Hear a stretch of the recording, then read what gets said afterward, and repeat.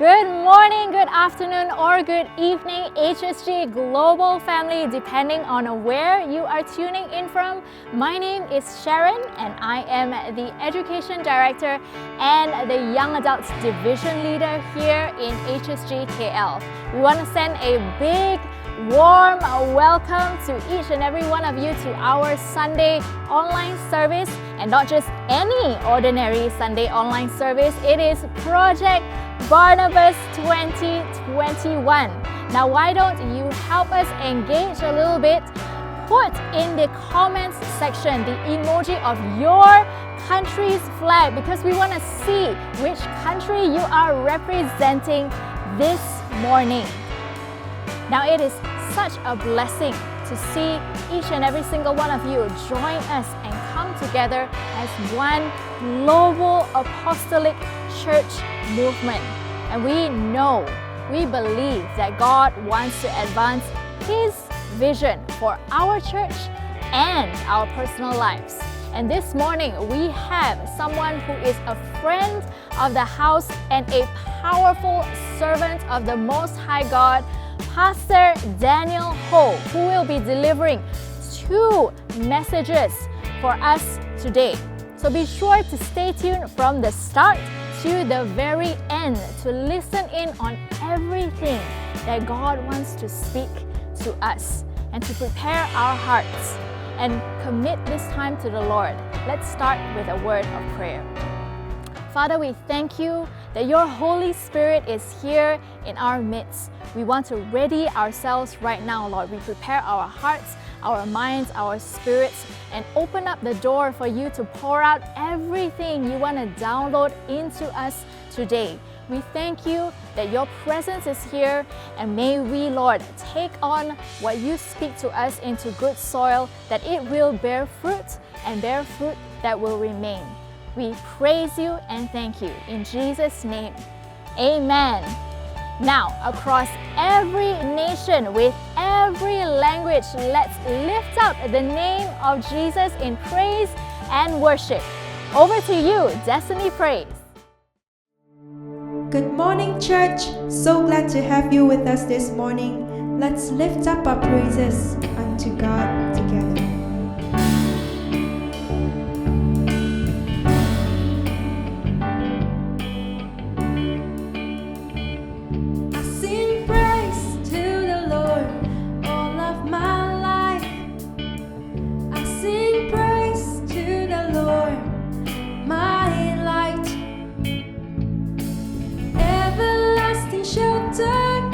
Your glory, my desire. I sing praise to you.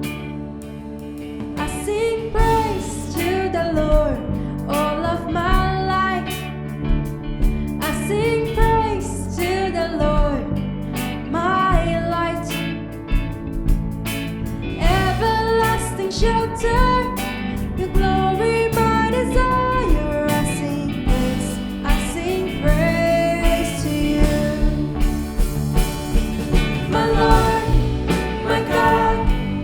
Creator and Redeemer, my Lord.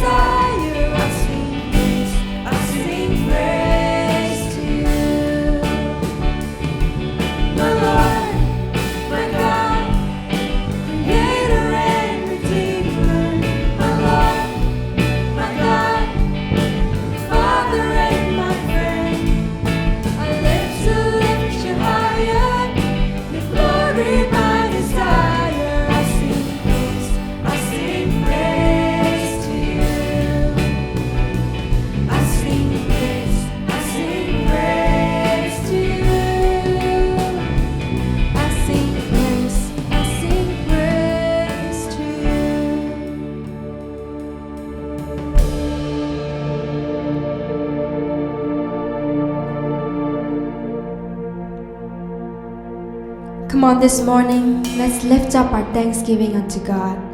For in His blood we are free, we are refreshed, we are healed, we are renewed. There is truly nothing stronger than the wonder-working power of the blood. We thank you, God.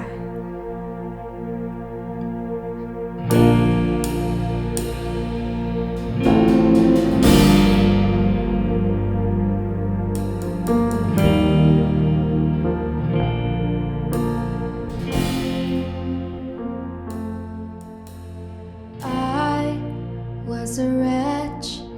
I remember who I was.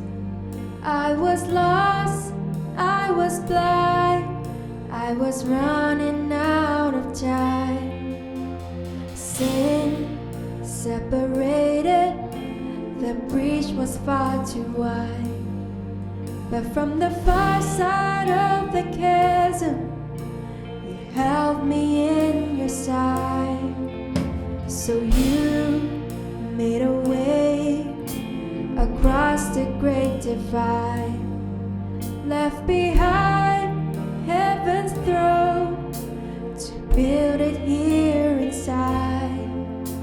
And there at the cross, you paid the debt I owe, broke my chains, freed my soul. For the first time I had hope. Thank you, Jesus, for the blood applied. Thank you, Jesus, it has washed me white. Thank you, Jesus, you have saved my life, brought me from the darkness into glorious light.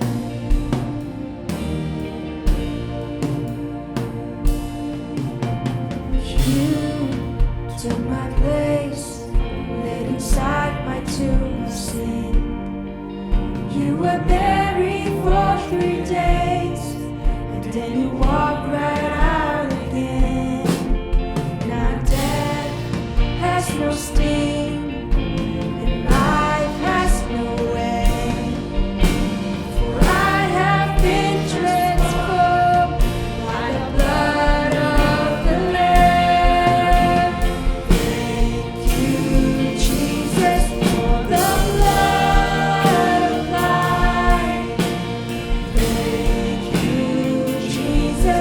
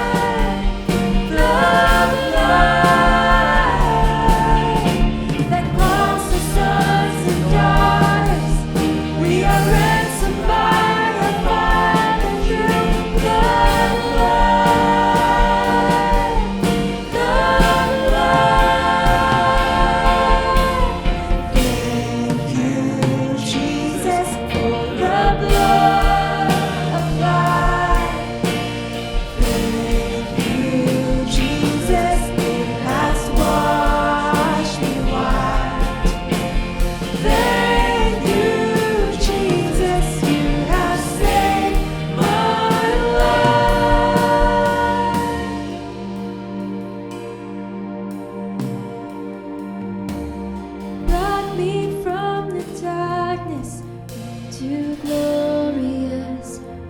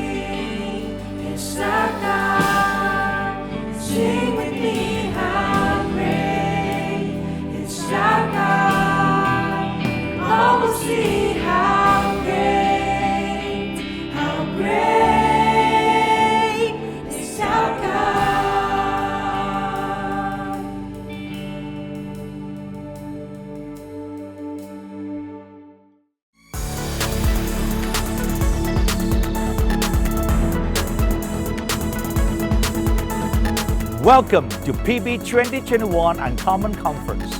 We have chosen the theme Uncommon to reflect who we are. We are a group of uncommon people sharing a common purpose.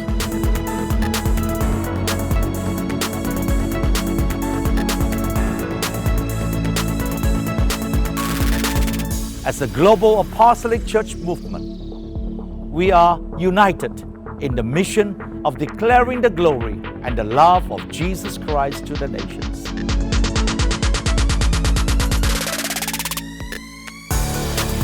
We are committed to live the redemptive life given by Christ through spiritual restoration and economic empowerment.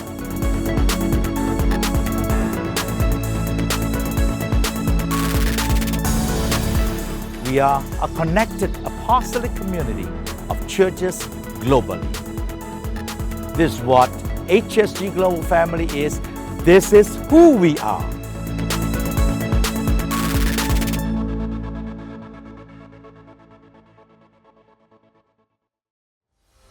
Hello HSG family, it is a beautiful day to worship the Lord. And indeed, it is a beautiful day because today's service is a historic one. For the first time, we are worshiping together as one church in many locations. Simultaneously, across our global churches, services are running concurrently, with some having their translations in their own languages. Brothers and sisters, this is historic. Let us put our hands together and give the Lord a clap offering. Hallelujah! Thank you. It is indeed a blessing today for us to have Reverend Dr. Daniel Ho as our guest speaker. Reverend Daniel Ho is an outstanding Christian leader in our country, and he had contributed much to the work of God in Malaysia. As a pastor, he was the former senior pastor of DUMC Church, which is one of the largest churches in Malaysia. And I'm sure today, God will speak to us through him. Let us open our heart and our mind to receive the Word of God as Reverend Dr. Daniel Ho brings us the message now.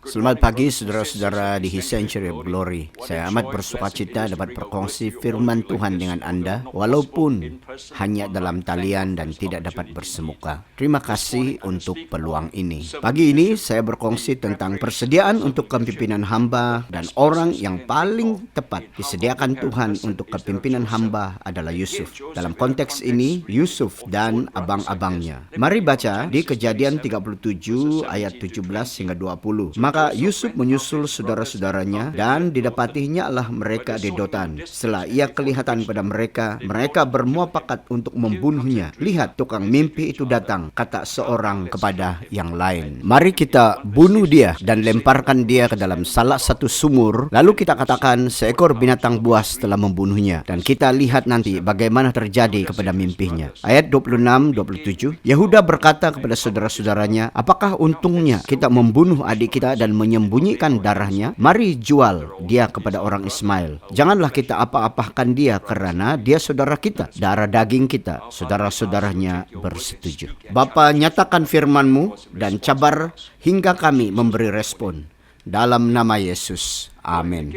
Baik, dalam case Yusuf, malangnya kita tahu dia dilahirkan dalam keluarga yang pincang. Ini adalah tanda kepada kita Tuhan menyediakan kepimpinan hamba. Ya, keluarga yang pincang. Kejadian 37 ayat 4 berkata, Israel mengasihi Yusuf lebih dari saudaranya yang lain, sebab Yusuf lahir pada masa tuanya dan ia menyuruh membuat jubah yang maha indah kepadanya. Apabila dilihat oleh saudara-saudaranya, bencilah mereka kepada Yusuf dan tidak mahu menyapanya dengan ramah. Lihat saudaraku, bila berlaku pilih kasih dalam keluarga, kita tahu akan berlaku cemburu, tiada damai, kebencian, malah keinginan untuk bersaing dan mengalahkan yang lain. Yusuf terperangkap di dalamnya karena Yusuf lahir dikala umur Yakub telah lanjut. Malangnya kadang-kadang orang tua tidak berhikmat dalam mereka mengasuh anak-anak. Yusuf diberikan layanan istimewa oleh bapaknya, dan Anda boleh menebak betapa anak yang lain kecewa dan marah. Jadi mereka bersatu mencari jalan untuk memusnahkan dan menyakitkan Yusuf. Saudara, kita mungkin berada dari konteks yang sama. Beberapa dari kita, puji Tuhan, dari keluarga yang diberkati dan tidak mengalami ujian keluarga yang pincang. Ya, mungkin kita tidak mengalami, tetapi mungkin ada juga berlaku di antara kita. Jadi apa respon yang tepat? Beberapa yang mengalami kecewa dan marah dengan keluarga, malah dengan Tuhan. Tapi saudaraku, saya percaya ianya berlaku dalam rencana Tuhan kalau kita meresponi dengan baik, walaupun berlaku kepincangan dalam keluarga. Ini amat penting kepada kita, betul, bahwa dengan respon yang tepat, Tuhan boleh mengubah kepada sesuatu yang baik kepada kita. Itu perkara pertama, saudara. Bagaimana Tuhan menyediakan kepimpinan hamba, walaupun berlaku kepincangan dalam keluarga Yusuf. Kita lihat bagaimana Tuhan mengubahnya kepada sesuatu yang baik. Perkara pertama, Tuhan menyediakan kita sepenuhnya dalam meresponi kepimpinan hamba. Perkara kedua ialah penyediaan Tuhan terhadap kehidupan Yusuf itu sendiri. Adalah karunia luar biasa yang Tuhan berikan kepadanya. Ini yang dikatakan di Kejadian 37 ayat 5 hingga 8. Yusuf bermimpi dan apabila diceritakan kepada saudaranya, mereka makin benci terhadap dia. Dia berkata, "Dengarkan mimpi saya. Kita sedang mengikat berkas-berkas gandum, lalu bangkitlah berkas gandumku dan tegak berdiri. Kemudian datanglah berkas-berkas gandum kamu sekalian mengelilingi dan sujud menyembah kepada berkasku." Saudara-saudaranya berkata kepadanya, "Apakah engkau mau menjadi raja atas kami dan ingin berkuasa atas kami?" Mereka makin membenci Yusuf karena mimpi dan perkataannya. Lihat nasib yang kurang baik Yusuf dengan karunia luar biasa yang Tuhan berikan kepadanya. Dia kurang berhati-hati apabila menyampaikannya. Mungkin terlalu cepat atau terlalu awal dikongsikan. Akibatnya mewujudkan permusuhan dengan abang-abangnya, malang dan menyedihkan. Tetapi Yusuf ada mimpi selanjutnya. Kali ini dia bermimpi 11 bintang yang melambangkan abangnya, sujud menyembah dia. Matahari dan bulan yang melambangkan bapak dan ibunya juga sujud kepadanya. Apabila bapaknya tahu tentang mimpi itu, bapaknya tidak gembira, malah berkata kepada Yusuf, "Saya dengan ibumu akan menyembah engkau juga." Perhatikan, perkara yang indah bila bapaknya menyimpan di dalam hati. Dia tidaklah terlalu marah atau kecewa dengan Yusuf. Dia menyimpannya seperti ibu bapa yang baik, betul? Kadang-kadang dengan karunia yang luar biasa, kita perlu berhikmat dalam kasih karunia Tuhan. Bagaimana menggunakan atau memanfaatkan supaya benar-benar dapat menolong dan mendorong orang di sekitar kita. Kadang-kadang kita perlu kerendahan hati dan anugerah Tuhan bagaimana menggunakannya. Ada kalanya masa yang tidak tepat, betul? Begitulah caranya Tuhan menyediakan setiap langkah untuk menggenapi reka bentuk dan tujuan Tuhan di dalam kehidupan kita. Tuhan telah memberikan pelbagai karunia dan amat penting untuk memperkembang, menjaga dan mempertajamkannya. Ianya adalah untuk pembangunan tubuh Kristus. Saudaraku, kalau kita tahu meresponi dalam sikap yang betul, Tuhan boleh memakai kita dengan luar biasa dalam menggenapi reka bentuk dan tujuan Tuhan di dalam setiap hidup kita. Jadi saudara, amat kritikal kan? Dalam setiap karunia yang Tuhan berikan kepada kita, kalau kita mau digunakan oleh Tuhan secara luar biasa dalam kepimpinan hamba, adalah amat penting untuk berserah kepada Tuhan dan mengizinkannya dalam waktu Tuhan sendiri. Kasih karunia akan mengemudi kita sehingga kita benar-benar menjadi berkat dan kita juga dibangun dalam tujuan ilahi Tuhan. Saudaraku, ada banyak kepincangan dalam hidup Yusuf yang Tuhan ubahkan. Karunia luar biasa Yusuf, walaupun tidak digunakan secara bijak pada mulanya, Tuhan telah mengubah akhirnya seperti yang kita baca dalam buku Kejadian. Tetapi ada perkara ketiga dan terakhir yang Tuhan sediakan dalam kes Yusuf, kepimpinan masa depan. Sesuatu yang mengherankan dan mengejutkan, yaitu tragedi. Kenapa? Kejadian 37 ayat 28 dan 36, pernyataan menunjukkan bila abang-abangnya bersetuju. Dan ini yang buku Kejadian katakan. Ketika saudagar-saudagar Midian lewat, abang-abangnya mengangkat Yusuf dari sumur dan menjual dia dengan 20 sikal perak. Yusuf dibawa ke Mesir. Abang-abangnya berkata, "Jangan bunuh dia, tapi mari jual dia." Dia dijual dengan harga 20 sikal perak, yaitu harga seorang hamba. Dia dijual kepada peniaga Ismail yang dalam perjalanan ke Mesir. Tetapi lebih banyak yang akan kita lihat dalam Kejadian 37 ayat 36 berkata, Yusuf dijual kepada Potifar, seorang pegawai istana Firaun, seorang kepala pengawal raja. Jadi abang-abangnya menjual Yusuf kepada pedagang Ismail dan menjualnya di Mesir. Orang yang membeli Yusuf sebenarnya adalah Potifar, yaitu pegawai istana Firaun. Jadi kita lihat Satu perkara membawa kepada perkara lain. Pasti abangnya berpikir itu adalah pengakhiran untuk Yusuf. Kita tidak akan melihatnya lagi. Mereka cerita bahwa Yusuf dibaham binatang buas dan jubahnya dicelup dengan darah kambing.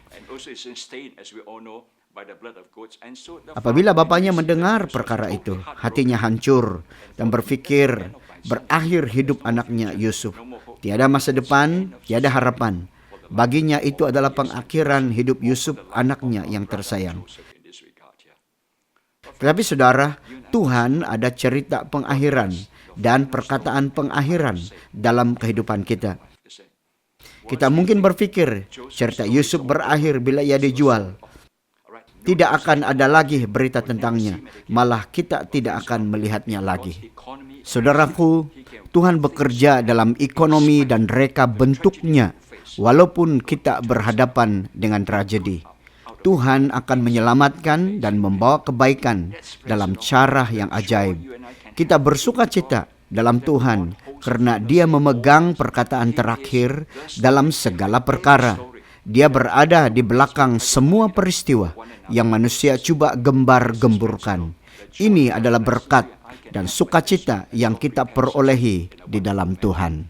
Bagi beberapa kita, ianya berlaku di hujung hidup kita dan kita berpikir semuanya sudah berakhir. Saya telah lakukan apa yang perlu saya buat dan ini adalah pengakhirannya. Sekarang saya akan hanyut saja sambil menunggu hari dipanggil Tuhan, dipanggil dalam kerajaannya, dalam kemuliaannya. Tapi saudaraku, saya katakan, Anda tidak boleh jangkakan dan saya mahu Anda percaya bahwa Tuhan telah menyediakan perkara besar kepada kita dalam apapun musim hidup kita. Hidup ini singkat dan masa adalah sangat berharga. Dalam sekelip mata, seperti saya, sudah berumur 70 tahun.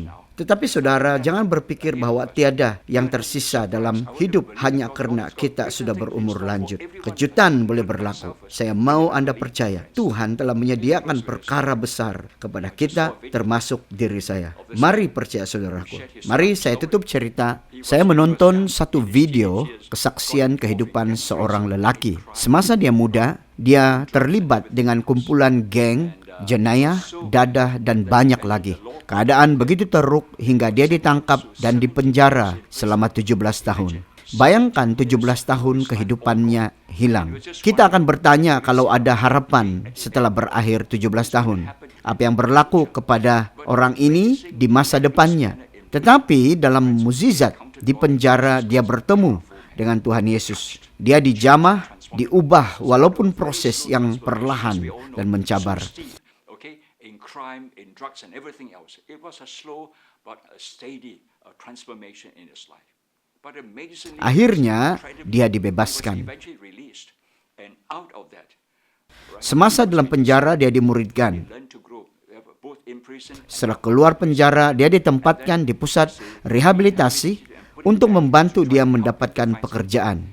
Dia berjaya mendapatkan pekerjaan sebagai tukang kebun rumah. Tetapi apabila dia sampai dan mengetuk pintu, pemilik rumah keluar, dan apabila dia melihat lelaki ini, pemilik rumah terkejut dan tidak membenarkan dia masuk karena badannya dipenuhi tatu. Pemilik rumah tidak percaya kepada orang seperti ini. Kamu tahu, dia meninggalkan rumah itu dengan amat kecewa. Berpikir kalau ada orang lain akan menerima dia lagi. Adakah harapan untuk masa depan? Tapi saudara, Tuhan mengerjakan mukjizat dalam kasih karunia-Nya. Dia tabah berpegang pada kesetiaan Tuhan dalam situasi itu. Tuhan mulai bekerja dalam hatinya dan membuka peluang bagi dia untuk melayani orang dari latar belakang yang sama.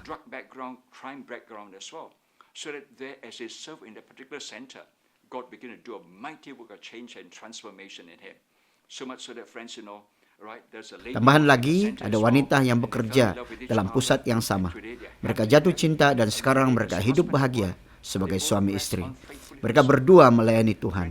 Betapa indah perubahan dan transformasi hidup. Friends, what an amazing turning around of things in his life, in their life now today. Tuhan boleh lakukan perkara yang sama dalam kehidupan kita karena Tuhan yang memegang cerita akhir tentang hidup kita. Walau apapun yang berlaku, mungkin kepincangan keluarga, mungkin tragedi tragik dalam kehidupan. Tapi kalau kita percaya kepada Tuhan, bahwa Tuhan baik dan setia, Dia memegang kata akhir dalam segenap kehidupan kita. Saudaraku, cerita kamu, cerita saya belum berakhir, malah kita boleh belajar daripadanya. Mari fahami bahwa ini adalah cara Tuhan menyediakan kita kepada tanggung jawab dan kepimpinan yang lebih besar di hadapan. Kita percaya Tuhan bekerja dengan ajaib, malah kita akan teruja. Mari bersyukur kepada Tuhan buat kasih karunia-Nya dan prosesnya yang boleh digunakan dalam kerajaan-Nya. Mari berdoa. Bapa, terima kasih atas anugerah-Mu dalam hidup kami. Kami berterima kasih, walaupun latar belakang kami mungkin pincang, berlaku tragedi tragis, Tuhan, Engkau boleh mengubahnya dan mendatangkan kebaikan. Terima kasih karunia dan pemberian-Mu kepada kami. Tolong kami menjadi matang dan menjaganya dengan baik demi kemuliaan-Mu. Kami terus disediakan untuk masa depan yang cemerlang. Berkati kami semua dalam nama Yesus. Amin. My name is Pastora Lani Gintu, the head pastor of Sanctuary of Glory Philippines, which is located in Pampanga. It is my joy to serve you, to lead you to our investment time today. Sowing in an event like this is a given opportunity for all of us. It is an open door to share what you have, knowing that there's always God who is blessing us, giving us a sure harvest. We can never outgive God. Besides, He was the one who first gave His best to us, our Lord Jesus Christ. And that is the reason why we are blessed today. During this time of pandemic, planting has been one of my hobbies. I planted some ornamental plants, vegetables, and fruit-bearing tree for the last 18 months. And now, I can share all the fruits, all the vegetables that we are reaping to our neighbors. Remember in 2 Corinthians chapter 9, verses 6 to 8, it says, "Whoever sows sparingly will also reap sparingly, and whoever sows generously will also reap generously. Each of you should give what you have decided in your heart to give, not reluctantly or under compulsion, because God loves a cheerful giver." God is able to bless you abundantly, so that in all things at all times, having all that you need, you will abound in every good work. This is what God wants us to experience, that we will give, we will reap and harvest as we give with a cheerful heart. God's grace abounds in us, and I also believe as we are generous in our giving, God is more generous in outpouring His abundance in us. Let us trust the Lord in our giving, as He can bless you abundantly, so that in all things at all times, having all that you need, you will abound in every good work. You can see on the screen on how you can send your investment. Let us pray. Lord Jesus, today, with a cheerful heart, we want to invest into your kingdom, knowing and believing that we have a sure harvest. Today, O Lord, as we give, you bless each one of us. You bless your people, O God, and you bless your servant as they cheerfully invest into your kingdom. Thank you so much for this opportunity, knowing, O Lord God, as we do this, we will always reap and harvest. Thank you so much, Lord. Bless all the people who are giving today. Bless all the nations participating this project, Barnabas. Send your resources to them and bless them, O Lord, generously. Thank you, Lord. We praise you. In Jesus' name, amen.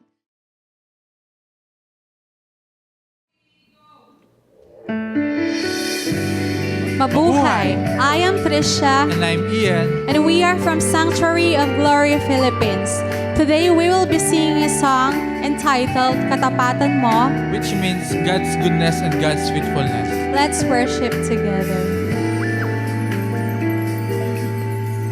Katapatan mo, O Diyos, tunay at dakila. Ang pag-ibig mo'y wagas at walang kapantay. Sa aming puso, sa aming buhay, papurit pagsambay alay. Bukas noon, ngayon, magpakailanman, luwag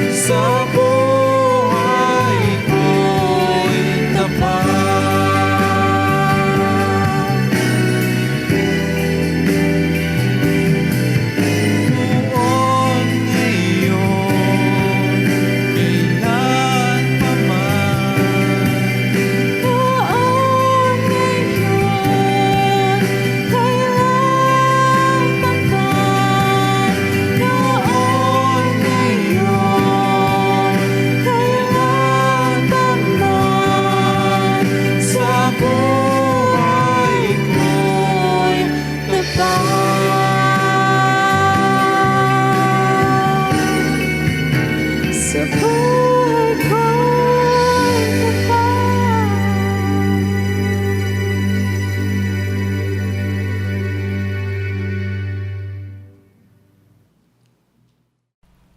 Sekarang saya mau bercakap tentang cabaran kepimpinan hamba. Apakah ujian dalam Tuhan menyediakan kita kepada kepimpinan hamba? Tuhan telah mempersiapkan kita untuk kepimpinan hamba. Seperti Yusuf, bahwa Tuhan telah menuntunnya sehingga dia benar-benar sesuai untuk kepimpinan hamba dan persediaan kepimpinan di hari yang akan datang. Kitab Kejadian pasal 39 ayat 6 hingga 10. Segala miliknya diserahkannya pada kekuasaan Yusuf. Ia tidak payah mengatur apa-apa selain makanannya sendiri. Adapun Yusuf itu manis sikapnya dan elok parasnya. Selang beberapa waktu, istri tuannya memandang Yusuf dengan berahi dan berkata, "Marilah tidur dengan aku." Tetapi Yusuf menolak. Dia berkata, "Dengan bantuanku, tuanku tidak lagi mengatur apa yang ada di rumah ini, dan ia telah menyerahkan segala miliknya pada kekuasaanku. Bahkan di rumah ini tiada lebih besar kuasa daripadaku. Tiada yang tidak diserahkannya kepadaku selain engkau, sebab engkau istrinya. Bagaimana mungkin aku melakukan kejahatan yang besar ini dan berbuat dosa terhadap Allah?" Walaupun dari hari ke hari perempuan itu membujuk Yusuf, Yusuf tidak mendengar bujukannya untuk tidur di sisinya dan bersetubuh dengan dia. "Tuhan, beri firman-Mu, berbicaralah, cabar kami,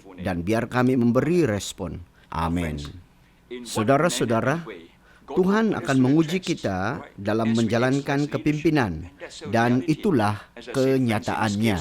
Saudaraku, dalam kes ini, Yusuf dijual sebagai hamba kepada Potifar di Mesir.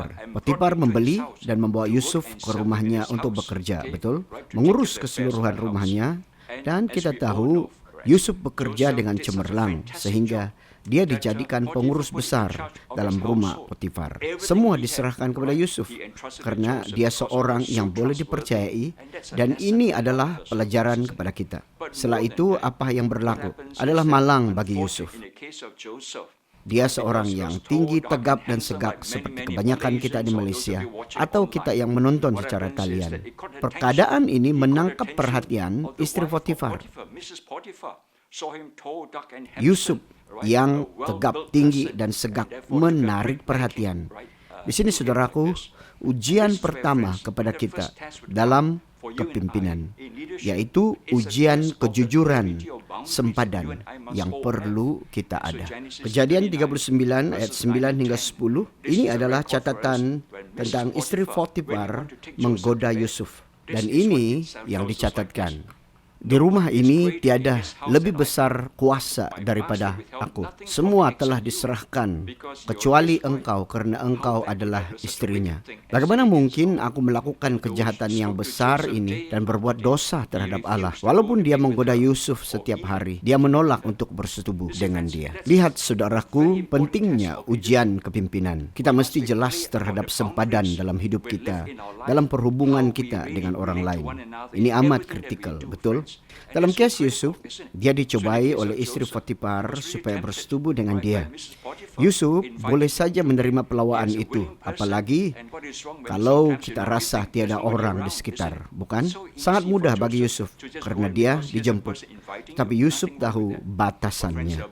Ini amat mengagumkan, sehingga dia mengatakan seperti ini, "Bagaimana saya dapat melakukan perkara jahat dan berdosa terhadap Tuhan?" Lihat, saudaraku, yang pertama dan terpenting adalah apa yang di dalam hati dan pemikirannya adalah tentang Tuhan dan menghormati Tuhan. Pentingnya memuliakan Tuhan dalam semua tanggung jawab dan tugasnya. Yusuf tidak berdosa kepada Tuhan oleh godaan istri Potifar. Saudaraku, saya percaya inilah sebabnya mengapa Tuhan memakai Yusuf di hari-hari berikut. Kenapa? Karena dia jelas tentang apa yang betul dan salah, apa yang boleh diterima atau tidak, apa batasan-batasannya. Ini diperlukan daripada kita sebagai pelayan Tuhan.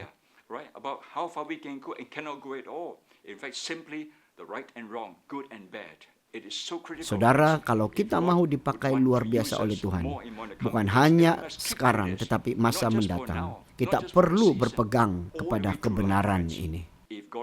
Saudaraku, perkara pertama yang perlu kita tahu adalah batasan yang jelas, supaya apa yang kita lakukan menghormati dan memuliakan Tuhan. Kita lihat bagaimana istri Potifar menggoda Yusuf setiap hari. Jadi itu bukan hanya berlaku sekali, tetapi berterusan. Saya boleh lihat contoh dalam drama Kantonis dalam TV. Episode 1, hari pertama. Istri Potifar menggoda, "Marilah." Yusuf menjawab, "Tidak boleh." Hari kedua, episode kedua, istri Potifar katakan, "Marilah cepat." Yusuf menjawab, "Tidak boleh sama sekali." Setiap hari godaan seperti ini. Inilah pencobaan. Ia datang setiap hari dari arah yang berbeza. Dan kalau kita tidak jelas, kita boleh terperangkap dan berkompromi. Ada lagi ujian kedua yang Tuhan izinkan Yusuf mengalami. Ujian hati. Mengapa? Apabila Yusuf dituduh oleh istri Potifar, Potifar mendengar hanya dari istrinya tanpa menyiasat Yusuf. Seterusnya apa? Hanya mendengar dari istri memberi kita peristiwa selanjutnya.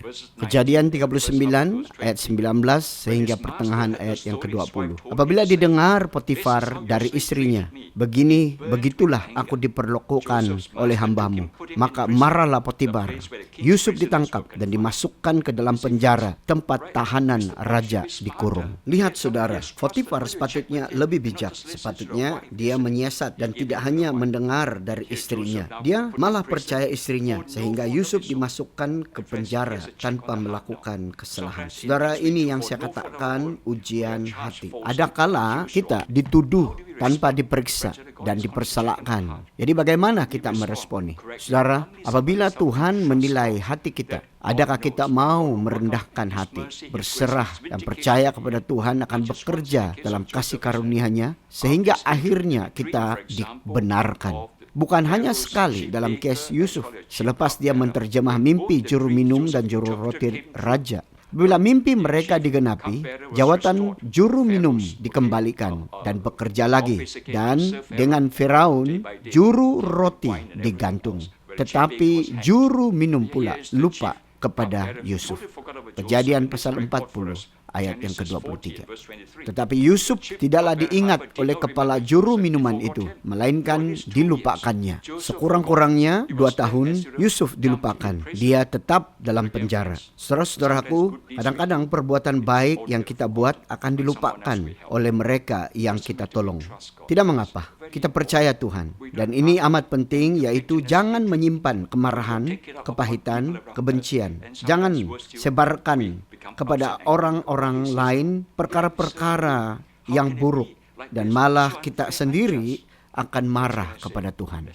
Apa ini Tuhan? Saya melayani kamu, tapi ini yang berlaku. Tidak adil. Saudara, saya katakan percaya pada Tuhan. Seperti yang saya katakan lebih awal, Dia pemegang cerita. Semua cerita tentang kita ada di tangannya. Kalau kita percaya kepada Dia, Dia baik dan ajaib walau apapun yang berlaku, supaya kita memelihara hati kita. Dia menilai hati kita berterusan. Kalau hati kita tetap bersih dan murni, Tuhan akan mengangkat dan menuntun kita serta memakai kita dalam kepimpinan ulung. Inilah pengajaran kepada kita dalam hal ini. Tetapi ada satu ujian terakhir Yusuf yang membawa kita kepada pengakhirannya. Hati yang tulus dan benar. Kita tahu Yusuf telah dilantik menjadi orang kedua paling berkuasa di Mesir, yaitu setelah dia menafsir mimpi Firaun. Firaun berkata, siapa yang lebih bijak dari Yusuf? Berumur 30 tahun, Yusuf menjadi Perdana Menteri Mesir. Joseph served as a prime minister of Egypt like this. And so finally in that kind, friends, of state he was in. Dalam dia menjadi Perdana Menteri, terjadi kebeluran di Mesir dan di sekitarnya. Sekarang bapak mereka berkata kepada anak-anaknya, apa yang kamu tunggu? Kita kebeluran di sini. Pergi ke Mesir, karena saya mendengar di sana ada banyak makanan. Pergi ke Mesir dan beli makanan supaya kita selamat selama musim kebeluran ini. Saudaraku, mereka menghadap Yusuf dan kita tahu mereka tidak mengenal Yusuf. Akhirnya Yusuf dalam pakaian kerajaan didatangi oleh saudara-saudaranya. Yusuf kenal siapa mereka dan mereka sujud menyembah dia. Mimpi Yusuf digenapi tentang 11 berkas gandum menyembah berkasnya. Mari lihat bagaimana Yusuf yang berkuasa di Mesir itu memandang saudara-saudaranya. Ada kecenderungan bagi kita berpikir, ini masa untuk membalas dendam karena kejahatan yang dilakukan terhadap Yusuf. Tapi saudara, Alkitab menuliskan pada Kejadian 45 ayat 5 hingga 7. Jangan bersusah hati dan menyesali diri karena menjual saya ke sini. Sebab untuk memelihara kehidupanlah Allah menyuruh aku mendahului kamu. Karena telah 2 tahun berlaku kebuluran dan 5 tahun ke depan orang tidak akan membajak dan menuai. Tetapi Tuhan menyuruh aku mendahului kamu untuk menjamin kelanjutan keturunan dan menyelamatkan hidupmu. Lihat saudara, apa yang hebat di sini yaitu sikap Yusuf. Betapa tulusnya hati Yusuf. Daripada membalas dendam, dia berkata, sebenarnya Tuhan yang menghantar dan mendahului mereka. Dalam bahagian ini, ada 2 kali Yusuf menyatakan yang dia dihantar Tuhan untuk mendahului mereka. Betapa tulus hati Yusuf, tidak heranlah Tuhan boleh memakai dia dengan luar biasa. Saudaraku, bolehkah saya katakan, bukan hanya di sini hal ini berakhir, tetapi setelah bapaknya meninggal dunia, abang-abangnya berkumpul dan berkata, sekarang setelah bapak kita Yakub mati, adik kita Yusuf, Perdana Menteri di Mesir, tidak akan memperlakukan kita sama. Jadi mereka menghadap Yusuf. Will you continue to show kindness and favor towards us now that our dad has gone away, has passed on like this? And this was the response of Joseph to all his brothers near the end, okay, of the whole story like this. Kejadian 50 ayat 19 dan 21. Janganlah takut, sebab akukah pengganti Allah?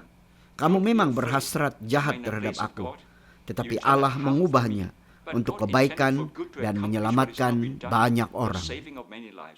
Jadi janganlah takut, aku akan menanggung makananmu dan anak-anakmu juga. Demikianlah ia menghibur dan menenangkan hati mereka. Betapa baik hati Yusuf. Dari permulaan hingga pengakhiran dia memelihara hatinya. Itu yang kita perlu sebagai orang percaya.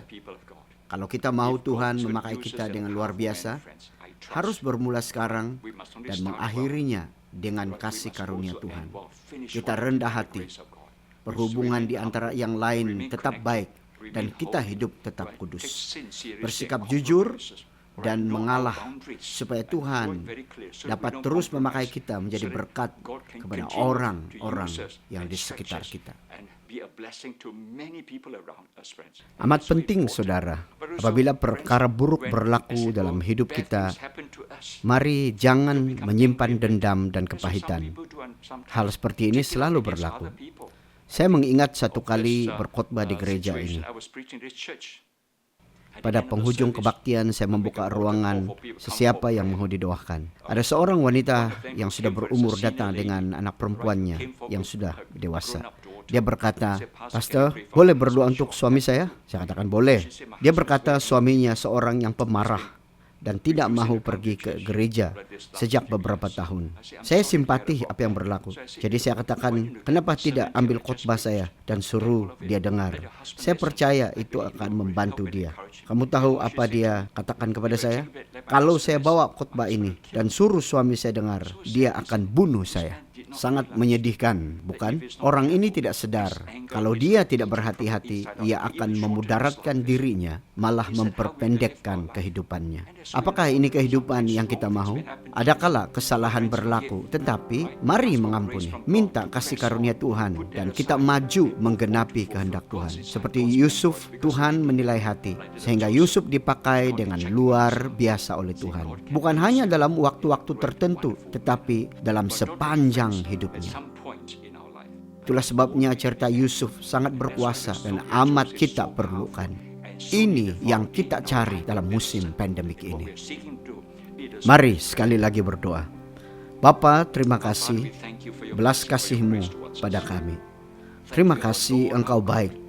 bukan hanya menyediakan kami, tetapi menguji kami dalam proses kepimpinan. Saya berdoa supaya kami setia, taat, berserah, mudah diajar, dan saya berdoa supaya terus hidup kami ini kudus dan dalam kerendahan hati, meresponi dengan sikap yang baik untuk kerajaan-Mu dan melakukan tanggung jawab kepimpinan. Dalam nama Yesus, amin. How true God is in control of our life and the circumstances, and He uses them to prepare us for the grand purpose He had given. Every one of us is uniquely gifted and have dreams in life that we want and desire to fulfill.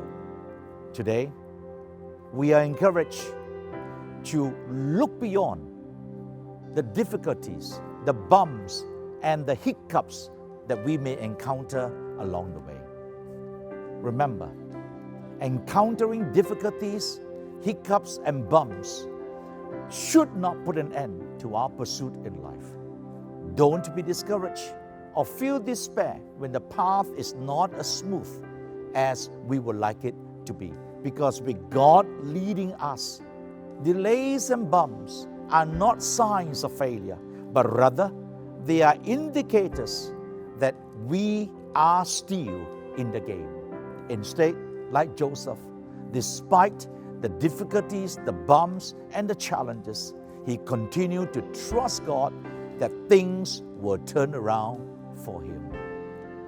Yes, brothers and sisters, decide today to hold on to God, recognizing that God is in control of our life and that the final outcome is in the hands of God.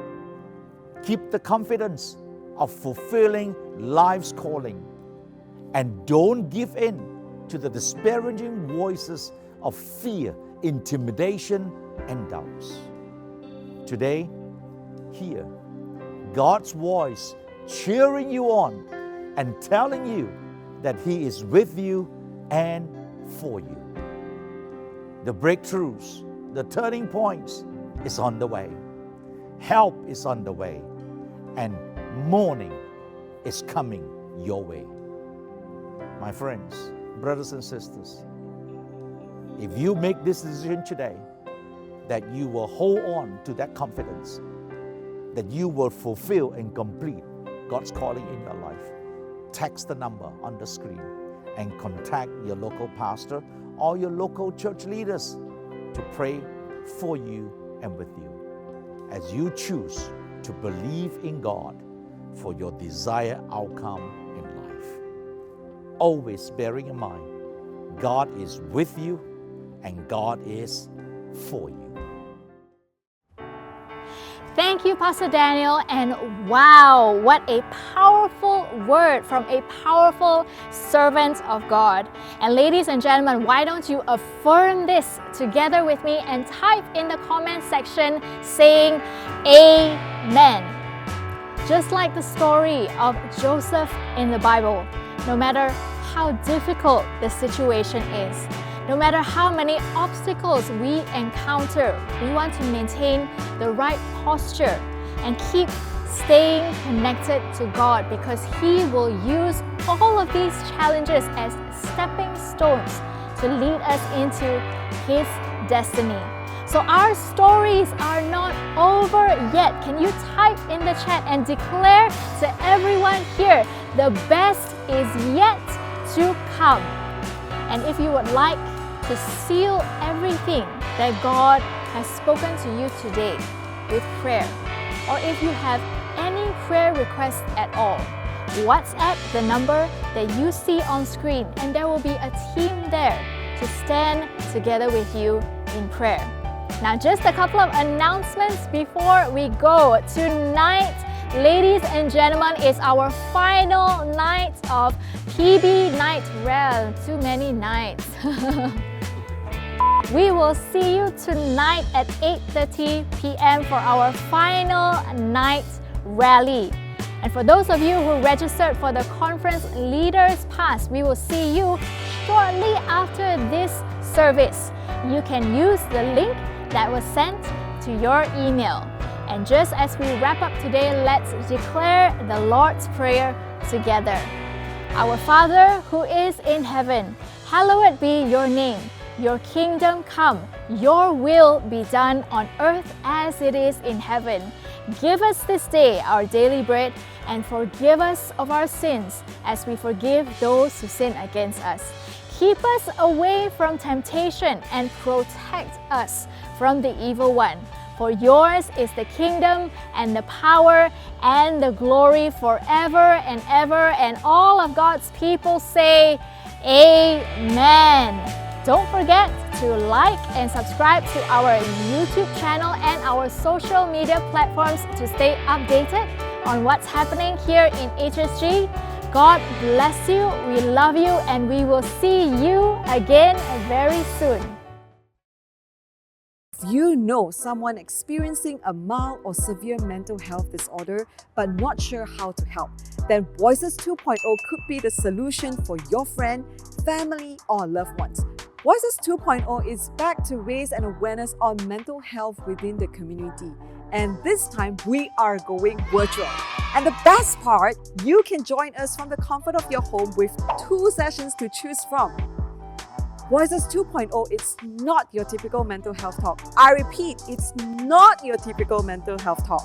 In this event, you will experience how it feels like to have mental illness firsthand, identify mental illness symptoms, and when to seek for help. And you will take home skills that we therapists apply with our clients in counseling session. Mental health events are never going to be the same again. Experience it today, be empowered to make a change. A PB special promo is here now from the 1st to the 3rd of October just for PB delegates. Tickets are only at 38 ringgit. Also with that, you will receive an experience kit worth 150 ringgit. What are you waiting for? Sign up now with this code PB Voices. See you there!